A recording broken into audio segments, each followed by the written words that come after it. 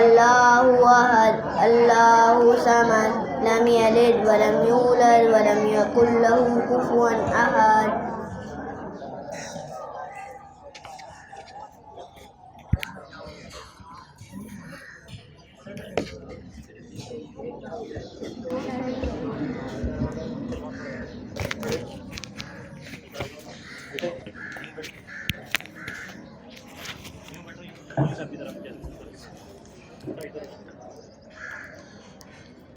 پر محمد وآل محمد صلوات.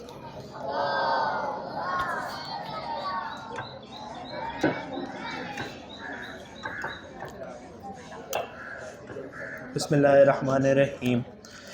عن جابر بن عبد الله الانصاری عن فاطمة الزہراء علیہ السلام بنت رسول اللہ صلی اللہ علیہ وآلہ قال سمعت فاطمة انها قالت دخل علی برسول اللہ فی بعض الایام فقال السلام علیک یا فاطمة فقلت علیک السلام قال انی اجد فی بدنی ضعفا فقلت له اعوذک باللہ یابته من الضعف فقال یا فاطمة ائتینی بالکساء الیمانی فغطینی به فاتیته بالکساء الیمانی فغطیته به وسرت انظر الیہ واذا وجهه یتلألأ کأنه البدر فی لیلة تمامه وکماله.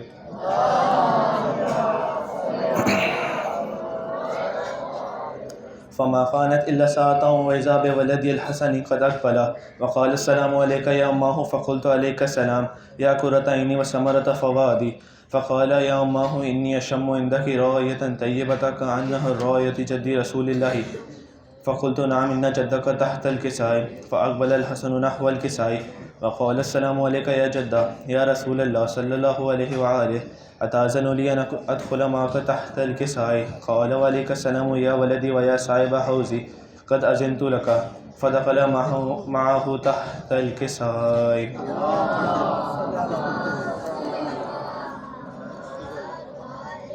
فما كانت إلا ساعة وإذا بولدي الحسين قد أقبل وقال السلام عليك يا أماه فقلت عليك السلام يا ولدي ويا كرة عيني ثمرة فؤادي فقال لي يا أماه إني أشم عندك رائحة طيبة كأنه رائحة جد رسول الله صلى الله عليه وآله فقلت نعم إن جدك وقعك تحت الكساء فدنا الحسين نحو الكساء وقال السلام عليك يا جداه والسلام عليك يا من اختار الله أتأذن لي أن أدخل معك تحت الكساء فقال وعليك السلام يا ولدي ويا شافع أمتي قد أذنت لك فدخل معهما تحت الكساء.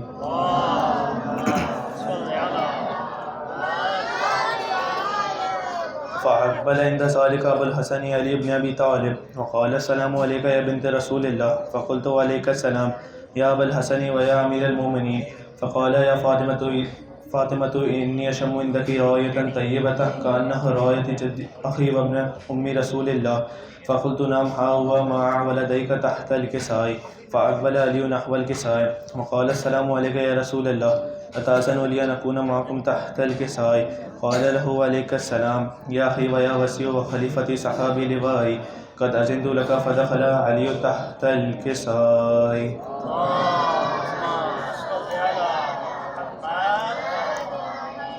ثم أتيت نحو الكساء وقلت السلام عليك يا أبته يا رسول الله أتأذن لي أن أكون معكم تحت الكساء قال وعليك السلام يا بنتي ويا بزعتي قد أذنت لك فدخلت تحت الكساء فلما اكتملنا جميعا تحت الكساء أخذ برسول الله بطرف الكساء وأومع بيده اليمنى إلى السماء وقال اللهم إن هؤلاء أهل بيتي وخاصتي وعامتي لحمهم لحمي ودمهم دمي يؤلمني ما يؤلمهم ويحزنني ما يحزنهم أنا حرب لمن حاربهم وسلم لمن سالمهم وعدو لمن عاداهم ومحب لمن أحبهم إنهم مني أنا وأنا منهم فاجعل صلواتك وبركاتك ورحمتك وغفرانك ورضوانك علي وعليهم وأذهب عنهم الرجس وطهرهم تطهيرا.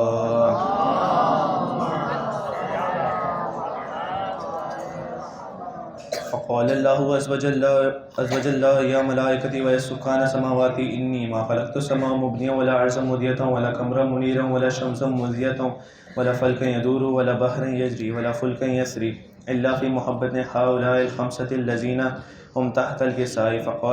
فقال الأمين جبرائيل يا ربي ومن تحت الكساء؟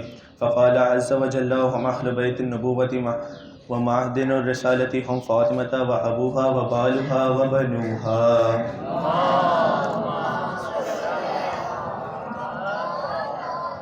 فقال جبرائيل يا ربي اعتذر لي أن أهبط إلى الأرض لا أكون معهم سادسا. فقال الله نعم قد أذنت لك. فهبط الأمين جبرائيل فقال السلام عليك يا رسول الله. العلي الأعلى يقرئك السلام ويخصك بالتيهة والإكرام ويقول لك وعزتي وجلالي إني ما خلقت السماء مبنيا ولا أرضا مضية ولا قمرا منيرا ولا شمسا مضية ولا فلكا يدور ولا بحرا يجري ولا فلكا يسري إلا لأجلكم ومحبتكم. قد أذن لي أن أدخل معكم فهل تعزن لي يا رسول الله؟ فقال رسول الله وعليك السلام يا أمين وحي الله إنهم نعم قد أذنت لك. فدخل جبرائيل معنا تحت الكساء فقال لأبي إن الله قد أوحى إليكم يقول إنما يريد الله ليذهب عنكم الرجس أهل البيت ويطهركم تطهيرا.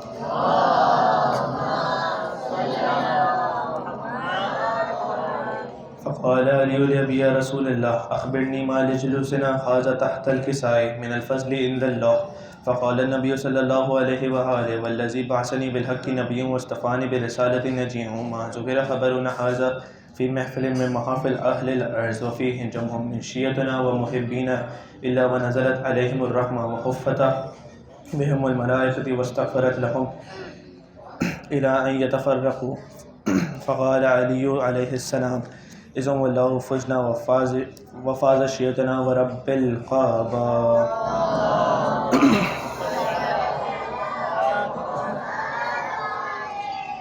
فقال برسول الله صلى الله عليه وآله يا علي والذي بعثني بالحق نبي واصطفاني برسالة نجيع ما ذكر خبرنا هذا في محفل من محافل أهل الأرض وفيه جمع من شيعتنا ومحبين وهم مهموم إلا فرج الله هما ولا مغموم إلا كشف الله غما ولا تعلب حاجة إلا وقضى الله حاجة. فقال علي عليه السلام إذا والله فزنا وسعدنا وكذلك شيعتنا وفازوا سعدوا في الدنيا والآخرة ورب الكعبة.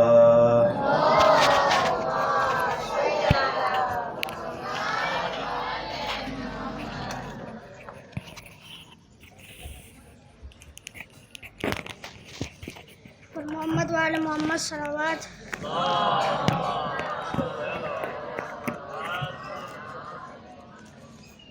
چلا میں وعدہ نبھانے چلا میں وعدہ نبھانے سلام ماں کے مزار سلام نانا کے روزے سلام ماں کے مزار سلام نانا کے روزے سلام نانا کے مزار. میں تیرا دین بچاؤں گا اے میرے نانا میں اپنا خون بہاؤں گا اے میرے نانا.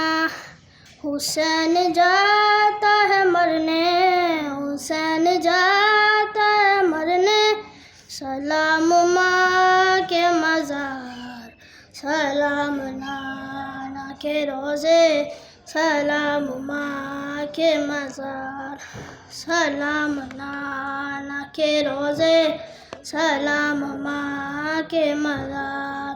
میری شریک سفر بن کے ساتھ چل اماں سفر پہ جاتا ہوں کپڑے میرے بدل اماں. لباس خلد سجا دے لباس خلد سجا دے بدن پہ پھر ایک بار سلام نانا کے روزے سلام ماں کے مزار سلام نانا کے روزے سلام ماں کے مزار. دیے جلانے کو نانا تم ہر روزے پر ضرور آئے گی سغرا ہر ایک شام و سحر. خدا کرے راہ روشن روشن، خدا کرے رہے روشن سدا تمہارا مزار. سلام نانا کے روزے، سلام ماں کے مزار. سلام نانا کے روزے، سلام ماں کے مزار.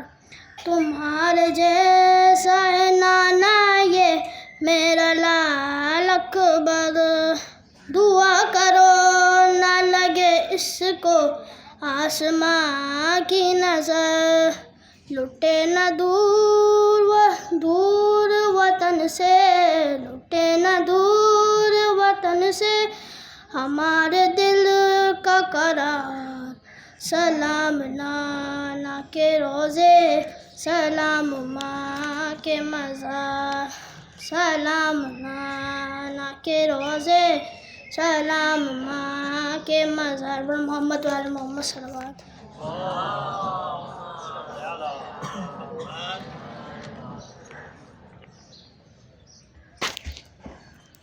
اور محمد وعلی محمد بلند ترین صلوات.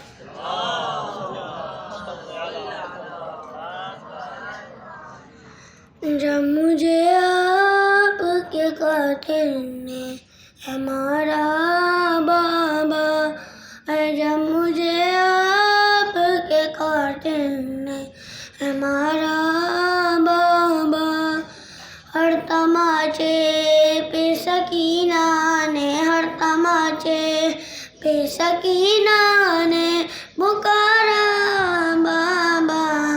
جب مجھے آپ کے قاتل نے ہمارا بابا، جب مجھے آپ کے قاتل نے ہمارا بابا، مجھے بالوں سے پکڑ کر ہے تماچے مارے، اے مجھے بالوں سے پکڑ کر ہے تماچے مارے. میں نے سر شمر سے مانگا جو تمہارا بابا، جب مجھے آپ کے قاتل ہمارا بابا، جب مجھے آپ کے قاتل ہمارا بابا. وہ جو دنیا اپنے تحفے میں مجھے بخشے تھے، وہ جو دنیا اپنے تحفے میں مجھے بخشے تھے، ان کو بے دردی سے ظالم نے اتارا بابا. جب مجھے آپ کے قاتل نے ہمارا بابا، جب مجھے آپ کے قاتل نے ہمارا بابا. آپ کے سینے پہ آرام سے سونے والی ہے، آپ کے سینے پہ آرام سے سونے والی ہے، سو کے اب خاک پہ کرتی ہے گزارا بابا. جب مجھے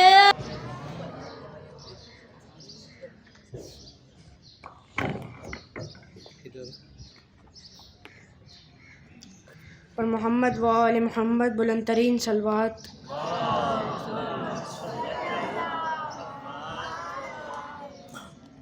جانے لگا وطن سے جو کنبہ رسول کا، ماں کی لحد پہ شاہ نے جب الوداع کہا، دی مامتا نے قبر سے بیٹے کو یہ صدا، اے میرے لال غم نہ کر، میں تیرے ساتھ ساتھ ہوں، میں تیرے ساتھ رہوں گی میرے حسین میں تیرے ساتھ ساتھ رہوں گی میرے حسین، میں تیرے ساتھ ساتھ رہوں گی میرے حسین، بچہ میرا سفر پہ اکیلا نہ جائے گا، تو فاطمہ کی جان ہے تنہا نہ جائے گا، میں ماں ہوں مجھ سے قبر میں ٹھہرا نہ جائے گا، میں ماں ہوں مجھ سے قبر میں ٹھہرا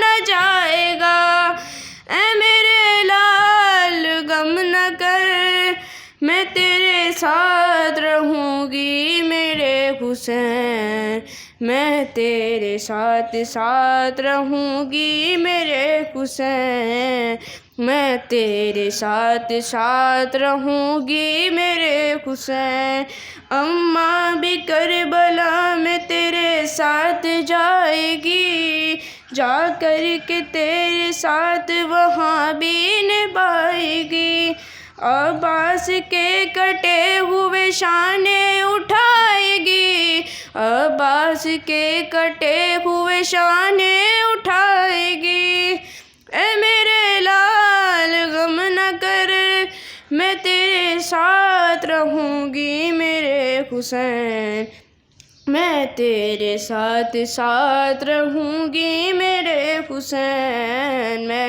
تیرے ساتھ ساتھ رہوں گی میرے حسین، اکبر کے پاس رن میں تیرے ساتھ جاؤں گی، برچی تو جب نکالے گا ہمت بڑھاؤں گی، میں تیرے ساتھ لاشِ اکبر اٹھاؤں گی، میں تیرے ساتھ لاشِ اکبر اٹھاؤں گی، اے میرے لال غم نہ کر، میں تیرے ساتھ رہوں گی میرے حسین، میں تیرے ساتھ ساتھ رہوں گی میرے حسین، میں تیرے ساتھ ساتھ رہوں گی میرے حسین، پر محمد وآل محمد بلند ترین صلوات۔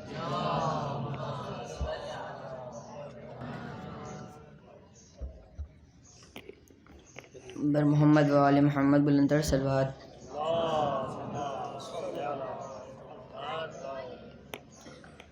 اماں میں جا رہا ہوں دین خدا بچانے،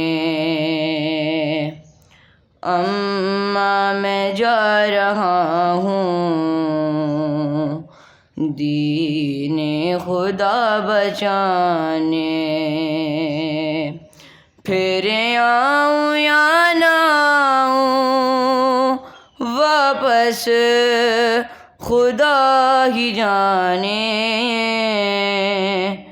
اماں میں جا رہا ہوں دین خدا بچانے، اکبر میرا کرے گا نانا کی ترجمانی، دے گا خدا کے دین کو مقتل میں نوجوانی، پھر آؤں یا نہ آؤں واپس خدا ہی جانے،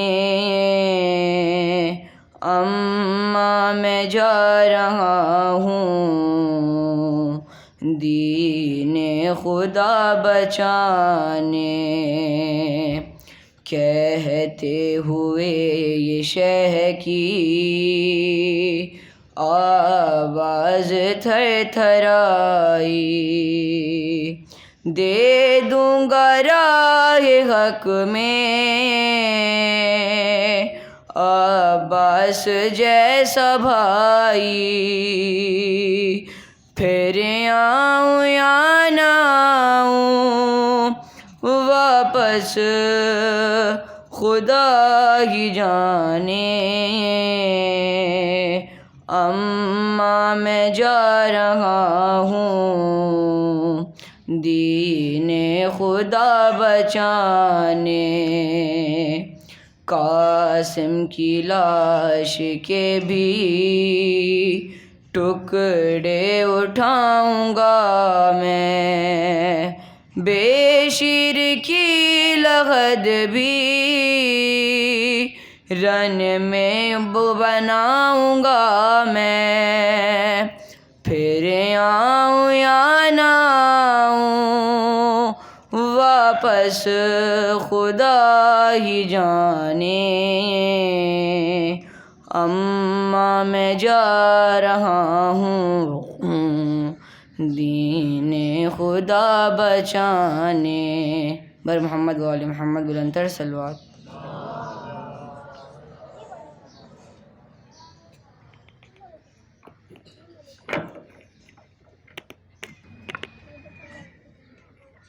خوشنودی امام زمانہ بآواز بلند نعرہ صلوات۔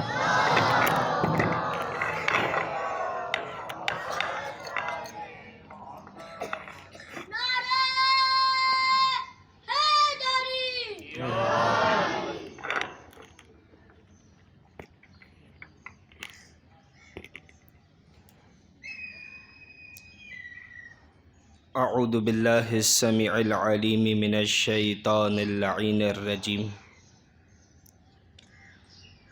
بسم اللہ الرحمن الرحیم، رب اشرح لی صدری ویسر لی امری واحلل عقدۃ من لسانی یفقہوا قولی۔ الحمد للہ رب العالمین، وصلی اللہ علی محمد وآلہ الطاہرین، صلوات۔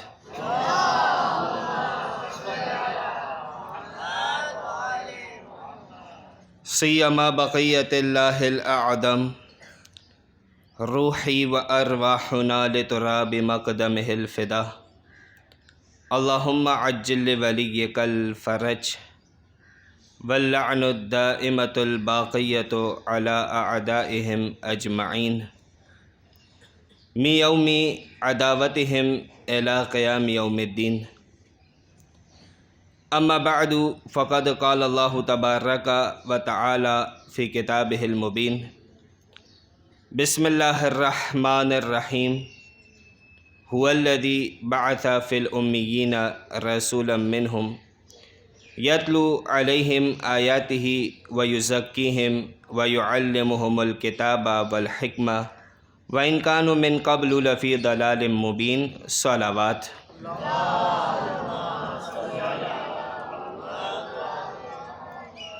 بسم اللہ الرحمن الرحیم، اللہم کل ولیک الحجۃ بن الحسن صلواتک علیہ وعلی آبائہ فی هذه الساعة وفی کل ساعة ولیا وحافظا وقائدا وناصرا ودلیلا وعینا حتی تسکنہ ارضک طوعا وتمتعہ فیہا طویلا، صلوات۔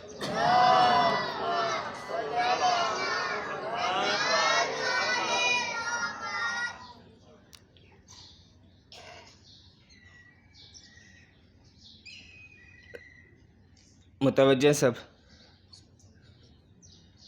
اچھا، یہ تو آپ کے ذہن میں ہوگا کہ آج کی جو مجلس ہے یہ کس مناسبت سے،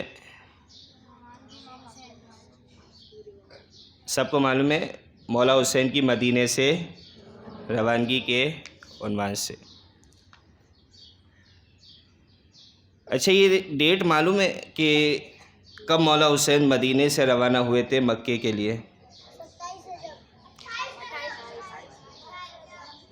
اچھا، اس میں کچھ آواز آئی 27 رجب کی، کچھ آواز آئی 28 رجب کی، تو 27 والے کتنے اور 28 والے کتنے؟ 28 والے ہاتھ اٹھا دیں۔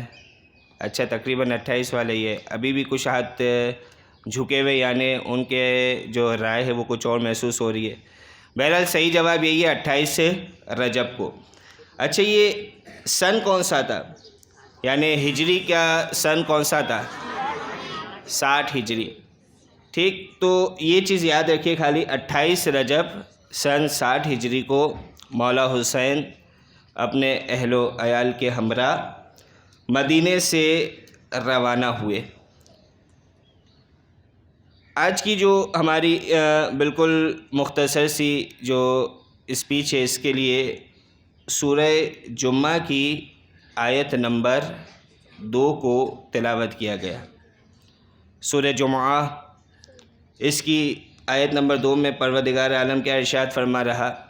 بہرحال یہ جو آیت آپ کے سامنے پیش کی جا رہی اس کا عنوان تو جو 27 رجب گزرا اس حوالے سے پروردگار مقصد بعثت کو بیان کر رہا، لیکن اس آیت کا ترجمہ جب آپ کے سامنے پیش کیا جائے گا، آسان سا ترجمہ ہے، کوشش کروں گا بالکل آسان کر کے آپ کے سامنے اس کی ٹرانسلیشن پیش کروں تاکہ جتنے بھی بچے ہیں اس ترجمے کو ذہن میں محفوظ رکھ سکے، اور اس کا ایک فائدہ آگے جا کے ہوگا کہ جو کوشش کروں گا کہ گفتگو کے درمیان میں یا اینڈ میں آپ کے سامنے بیان کروں۔ پروردگار عالم ارشاد فرما رہا ہے، بسم اللہ الرحمن الرحیم، هو الذی بعث فی الامیین رسولا منہم۔ هو الذی، وہ اللہ، یعنی جو اس سے پہلے والی آیت تھی، یسبح للہ ما فی السماوات وما فی الارض الملک القدوس العزیز الحکیم، تو اس میں جہاں پروردگار عالم کی تسبیح بیان کی تھی، اب پروردگار کی تعریف کرتے ہوئے، پروردگار کے کام بیان کرتے ہوئے خود پروردگار اس آیت میں کیا فرما رہا؟ هو الذی، وہ اللہ، یعنی اپنے آپ کو پہچانوا رہا ہے۔ کیسے؟ هو الذی، وہ اللہ، بعث فی الامیین رسولا منہم، کہ جس نے امیین میں مبعوث کیا ان میں سے ایک رسول۔ اچھا، رسول کو تو مبعوث کیا، وہ رسول کام کیا کرتا ہے، اس کی ذمہ داری کیا ہے، اسے کیوں مبعوث کیا گیا؟ پہلا کام جو پروردگار بتا رہا، یتلو علیہم آیاتہ، کہ وہ ان لوگوں پر اللہ کی آیات کی تلاوت کرتے ہیں۔ یعنی رسول خدا کا پہلا کام کیا بیان کیا گیا؟ اللہ کی کتاب کی آیات کی تلاوت۔ کلیئر ہے یہاں تک بات سب کے؟ اچھا، اگر کلیئر ہو گئی ہے تو ایک مرتبہ صلوات پڑھ دیں مل کر۔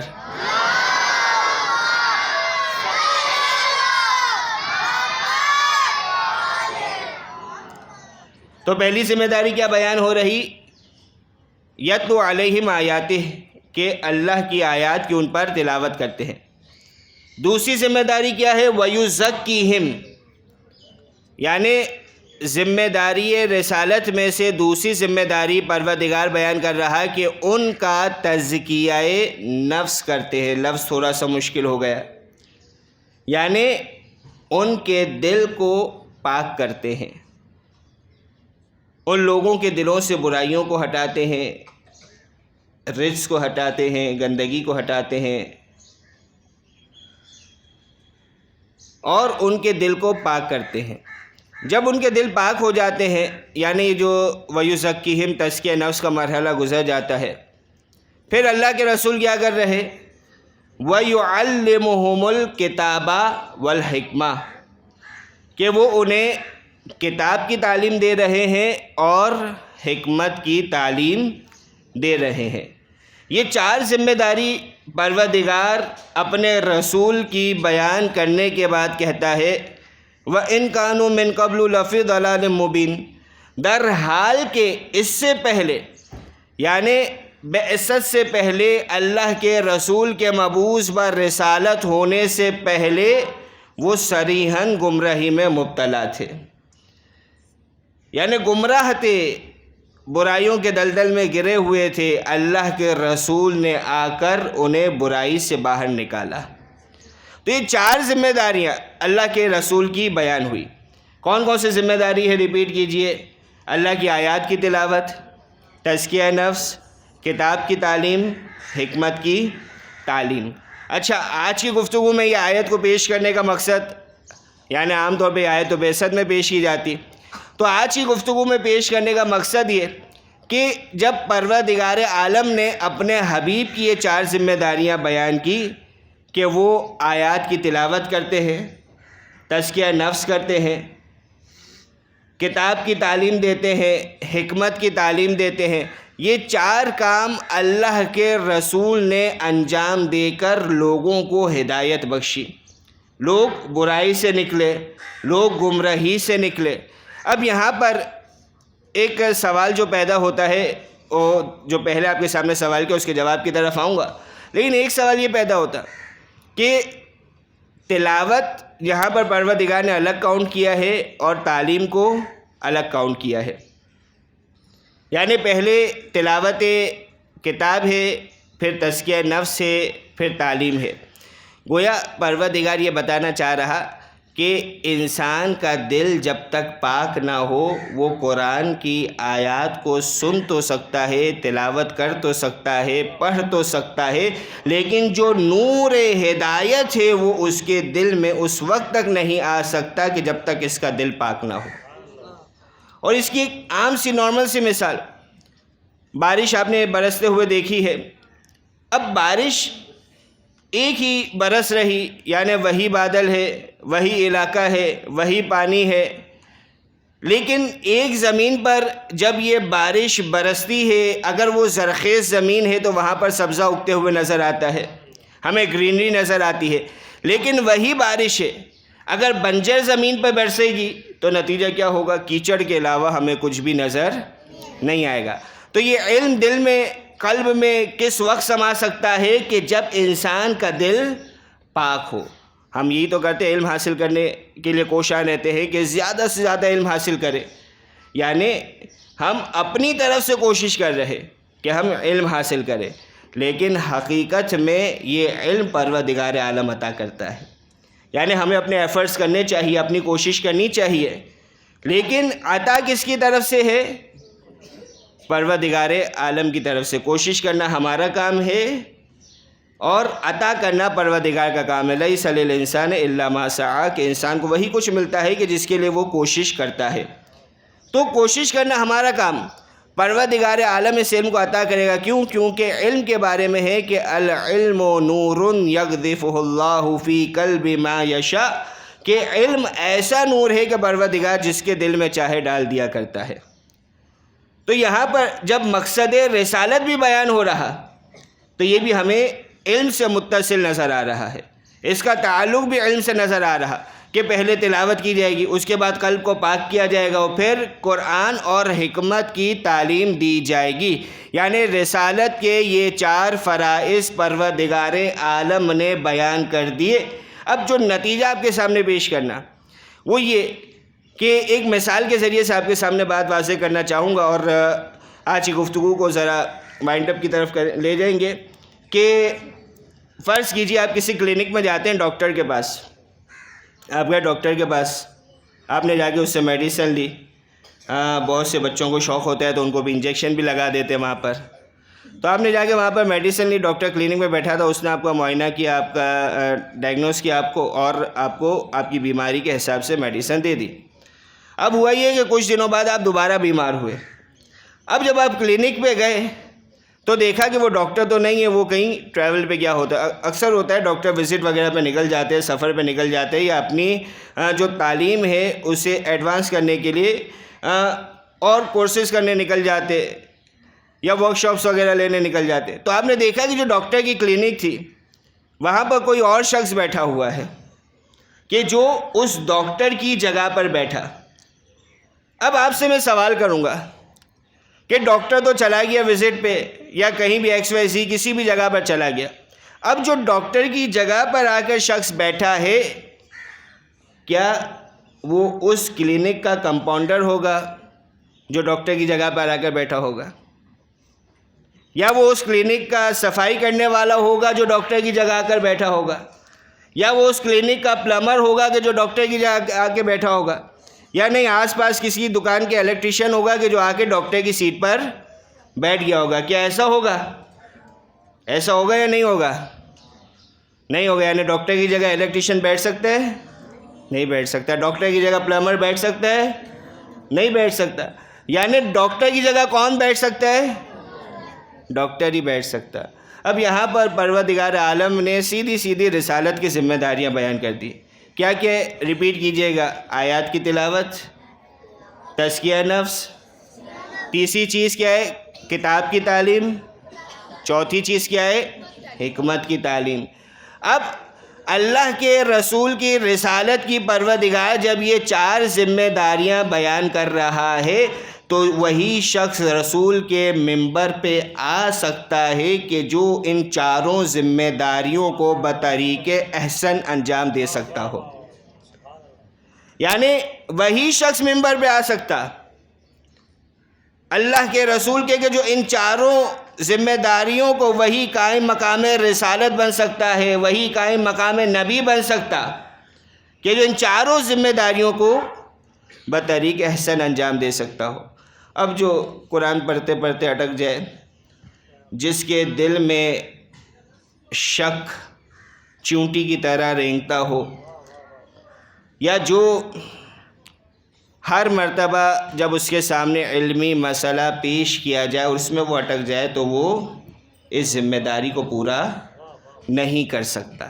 تو یہاں تک انتہائی سادہ انداز میں بات آپ کے سامنے واضح ہو گئی ہوگی کہ یہ 4 رسالت کی ذمہ داریاں انہیں وہی شخص پورا کر سکتا کہ جو اس میں ایکسپرٹیز رکھتا ہو۔ یہی تو وجہ ہے کہ جب بات علم کی ہوتی ہے تو اللہ کے رسول فرماتے ہوئے نظر آتے کہ انا مدینۃ العلم وعلی بابھا، کہ میں علم کا شہر ہوں اور علی اس کا دروازہ ہے۔ جب بات حکمت کی ہوتی ہے تو اللہ کے رسول بیان کرتے ہوئے نظر آتے کہ انا دار الحکمت وعلی بابھا، کہ میں حکمت کا گھر ہوں اور علی اس گھر کے دروازے کا نام ہے۔ صلوات پڑھیے گا محمد و آل محمد پر۔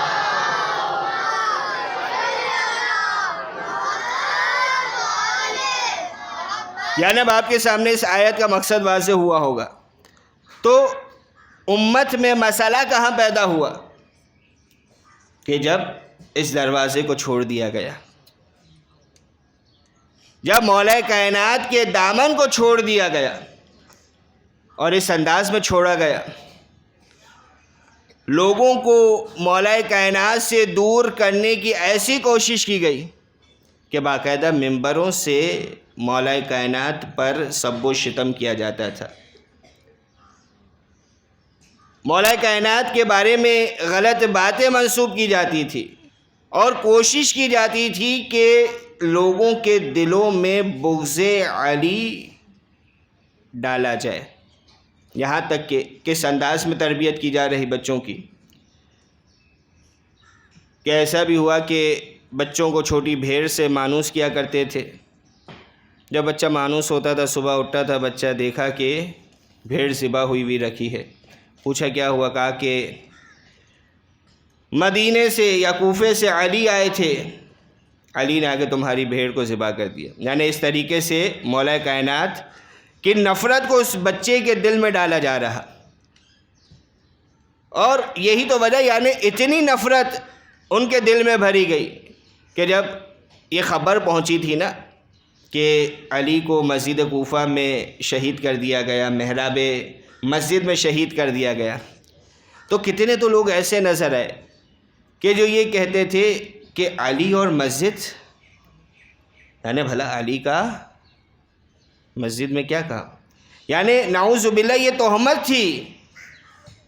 یعنی مولا کائنات کو اس انداز میں پیش کیا گیا تھا کہ گویا وہ سمجھتے تھے کہ نعوذ باللہ ثم نعوذ باللہ کہ وہ علی کے جو خلیفۃ المسلمین ہے، نعوذ باللہ مسلمان ہی نہیں ہے، یعنی اس انداز میں۔ ہاں، یہاں پر ایک پیغام ہمارے لیے بھی موجود ہے کہ جو اہل بیت کا چاہنے والا ہے وہ عبادت الہیہ میں آگے ہی نظر آنا چاہیے، ورنہ کوئی یہ نہ کہے کہ فلاں شخص یہ اہل بیت کا چاہنے والا، اس کا مسجد میں کیا کام بھائی؟ نہیں، اہل بیت کا چاہنے والا عبادت میں سب سے آگے آپ کو نظر آئے گا۔ یعنی اس انداز میں مولا کائنات کا بغض شام کے ممبروں سے ڈالا گیا، اور پھر وہ وقت آتا ہے کہ 60 ہجری میں یزید تخت حکومت پہ آتا، اور آنے کے بعد سب سے پہلا کام اس نے یہی کیا کہ مدینے ایک خط روانہ کیا، اور اس خط میں یہی مطالبہ کیا گیا کہ کچھ افراد کے نام تھے کہ جس میں سید الشہداء بھی شامل تھے، کہ ان سے بیعت طلب کی جائے، اگر بیعت کرے تو صحیح، اگر نہیں کرتے ہیں تو ان کی سر کو پیش کیا جائے۔ قاصد مدینے پہنچتا ہے، ولید ابن عتبہ کے پاس وہ خط پہنچتا، ولید کو سمجھ نہیں آتا، وہ اپنے پاس مروان کو بلواتا ہے اور اس پیغام کو سید الشہداء کی طرف بھجوایا گیا۔ اس وقت سید الشہداء مسجد نبوی میں موجود تھے، ساتھ میں کچھ اور افراد بھی تھے۔ جب پیغام مسجد نبوی میں آنے والا تھا اس سے پہلے ہی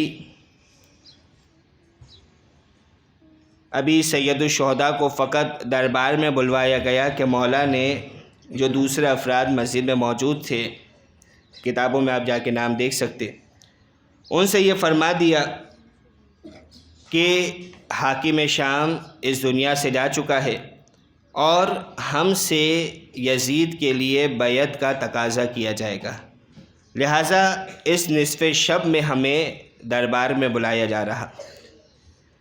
روایت یہ کہتی ہے کہ جب یہ پیغام سید الشہداء کو ملا تو جو ساتھ میں افراد موجود تھے انہوں نے یہ مشورہ دیا کہ اس وقت دربار میں بلانے کا کیا مقصد ہے؟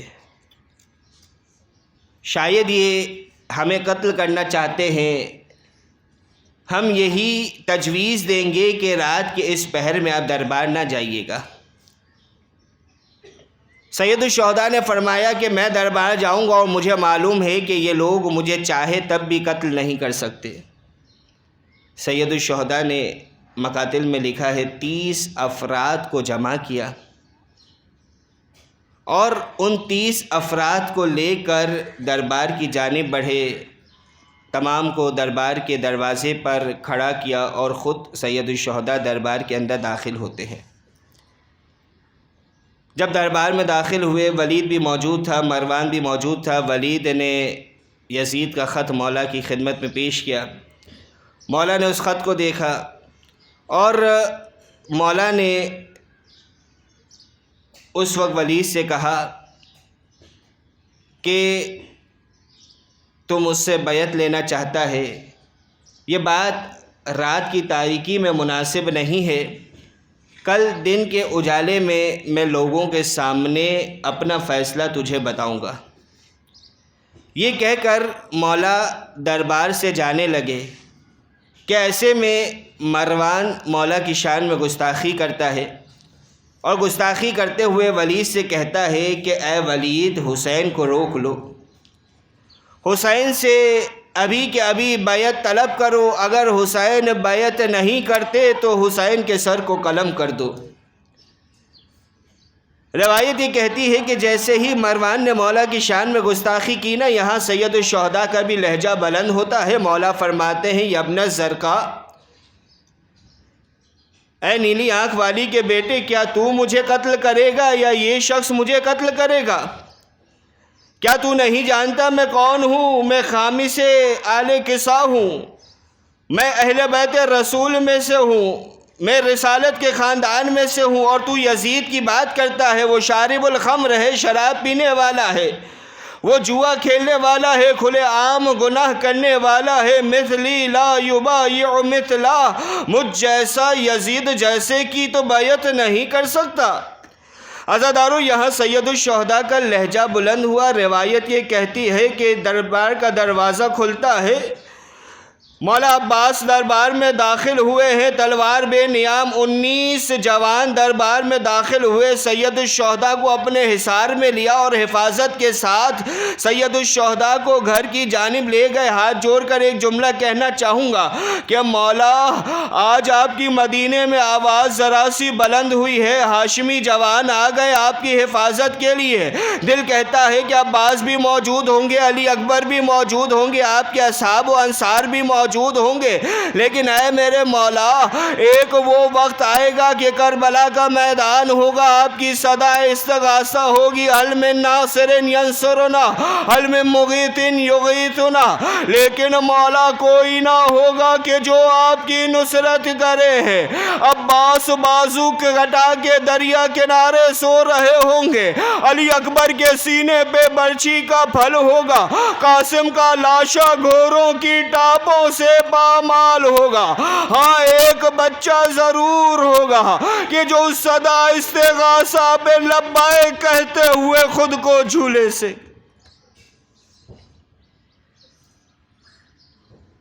الا ولعنت اللہ علی القوم الظالمین وسيعلم الذین ظلموا ای منقلب ینقلبون۔ ماتم حسین۔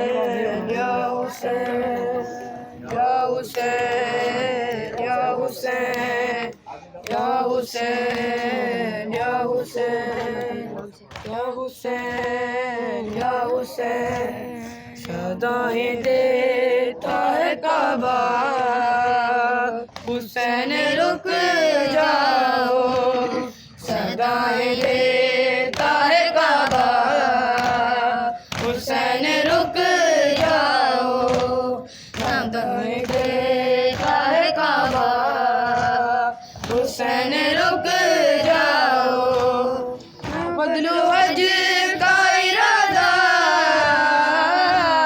نہ بدلو حج کا ارادہ، حسین رک جاؤ، حسین رک جاؤ، صدائیں دیتا ہے کعبہ، حسین رک جاؤ، صدائیں دیتا ہے کعبہ، حسین رک جاؤ، تم اپنے جد کے مقام میں ہو بیدار نہیں، حسین مجھ کو زمانے کا اعتبار نہیں، اے ساتھ ثانی زہرا،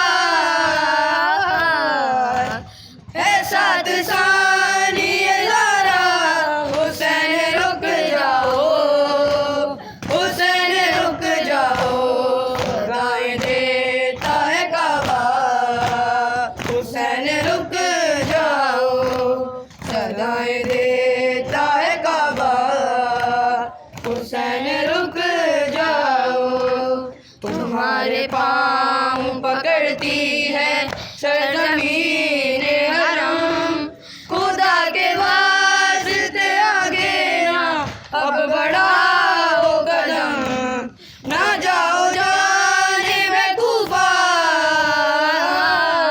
نہ جاؤ جانب کوفہ، حسین رک جاؤ، حسین رک جاؤ، صدائیں دیتا ہے کعبہ، حسین رک جاؤ، صدائیں دیتا ہے کعبہ، حسین رک جاؤ، کہو رباب سے بے شیر کو بھی لے آؤ، علی کی طرح یہاں پر ضمیر ہو جاؤ، تمہارا بچہ ہے چھوٹا،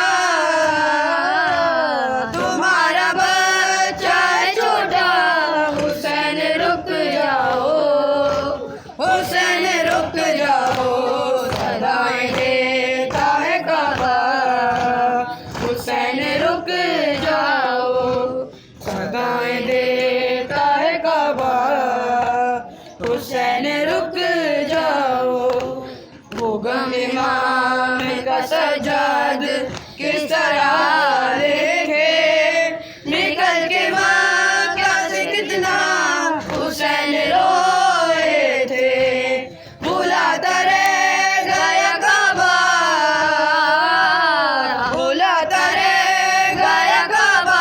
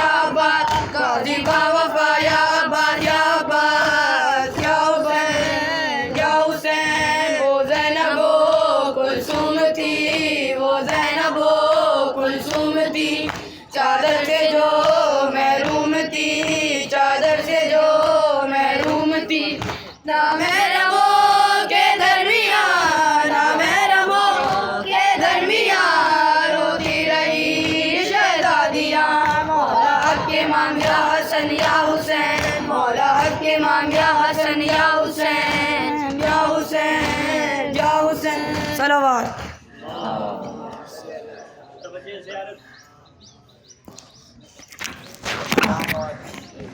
السلام علیکم ابا عبداللہ، السلام علیکم ابن رسول اللہ، السلام علیکم ورحمۃ اللہ وبرکاتہ، السلام علیکم امام زماننا ھذا جل اللہ تعالی فرجہ وصار اللہ تعالی مخرجہ وظہورہ ورحمۃ اللہ وبرکاتہ، اللہم صلی علی